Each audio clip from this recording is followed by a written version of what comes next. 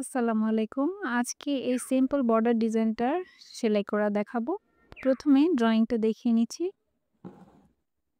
আমি একটা ছোট কাগজে ড্রয়িংটা এঁকে নিচ্ছি এভাবে।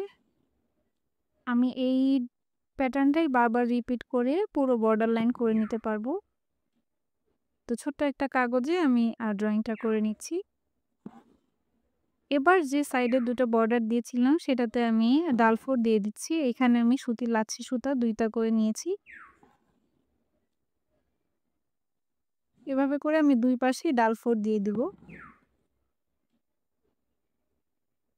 এবার ফুলগুলোতে আমি লেজি ডেইজি স্টিচ দিচ্ছি। এইখানেও আমি লাচ্ছি সুতা ২ টা করে নিয়েছি।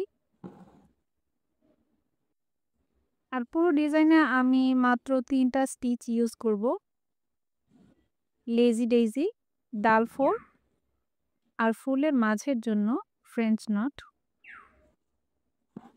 এভাবে করে আমি ১ম এ দাগ দেওয়া অংশগুলোতে লেজি ডেইজি স্টিচ করে নিয়েছি ১ কালার সুতা দিয়ে।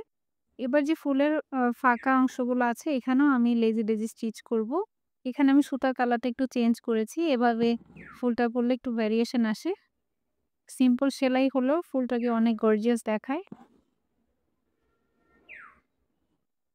চাইলে আপনারা এক কালার সুতা দিয়েও এটা করতে পারেন। এবার মাঝে আমি ফ্রেঞ্চ নট দিয়ে দিচ্ছি। এখানে ফ্রেঞ্চ নটের বদলে আপনারা বিডস ইউজ করতে পারেন, সিকোয়েন্স ইউজ করতে পারেন। তাহলে কিন্তু ফুলটাকে আরো বেশি গর্জিয়াস দেখাবে।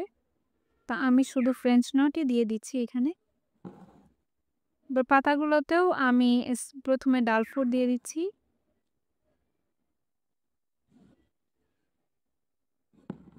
আর এখানে পাতার অংশে আমি লেজি ডেজি স্টিচ দিচ্ছি।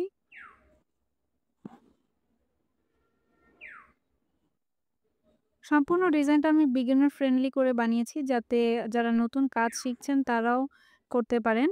এটা সিম্পল কাজ হলেও কিন্তু এটা যখন আপনি কোনো কিছুতে ইউজ করবেন দেখতে খুব সুন্দর দেখাবে। তো এভাবে করে আমি সবগুলো পাতা করে নিব।